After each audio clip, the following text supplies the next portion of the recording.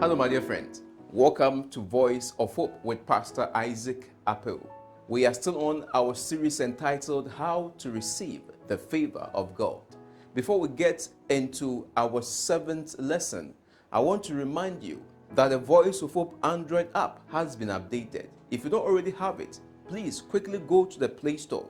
Search for Voice of Hope Media on the screen right now. Search for Voice of Hope Media. Download the app. What you're going to get is that in this lockdown moment we find ourselves in, you'll receive daily inspirational messages right on the app. We have a 24-hour online radio. You enjoy the Word of God, wonderful music on the app. You'll be able to watch our video presentations on the app, on the go. You'll be able to share it from the app, share our audios from the app, get the app right away, and it will be a wonderful resource for you. It will help you to receive the favor of God.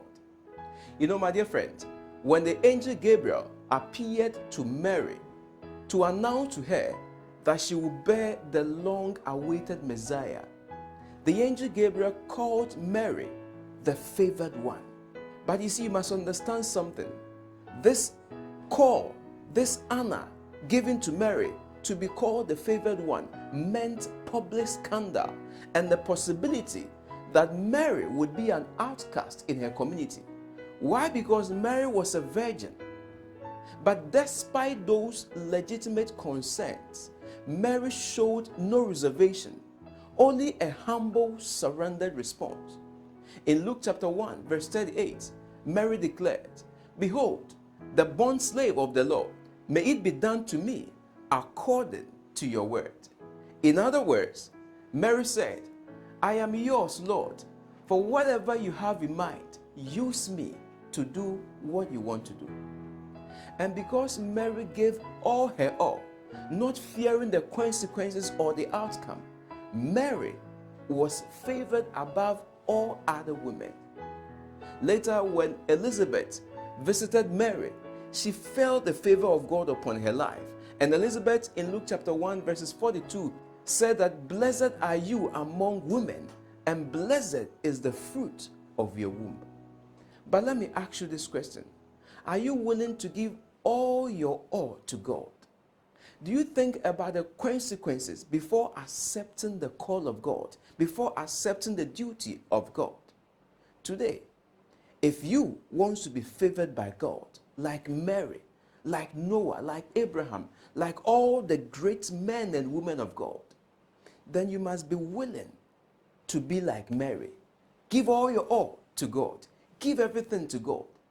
In Romans chapter 12, verse 1, the Apostle Paul admonishes us to offer our bodies as living sacrifices to God. The only way you will receive the favor of God is by giving all your body to God, like Mary. My dear friend, today, can you say that when God unfolds a path before you that looks uncertain, undesirable, or maybe even threatening, are you willing to do what He asks you to do?